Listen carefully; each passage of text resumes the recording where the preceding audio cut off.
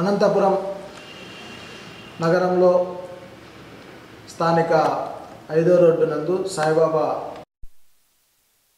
Jai Ho BC programme నిర్వహిస్తున్నాం. ఈ Jai Ho BC కార్యక్రమంలో అనంతపురం నియోజకవర్గంలో ఉన్నటువంటి బీసీ నాయకులు, తెలుగు పార్టీ సాధికారిక కమిటీ నాయకులందరూ కూడా జయప్రదం చేయాలని చెప్పేసి పిలుపునిస్తున్నాం. అధికారంలోకి వచ్చిన తర్వాత బీసీలు ఆర్థికంగా, సామాజికంగా, రాజకీయంగా అనేకంగా రకాలుగా తొక్కబడి పోతున్నారు.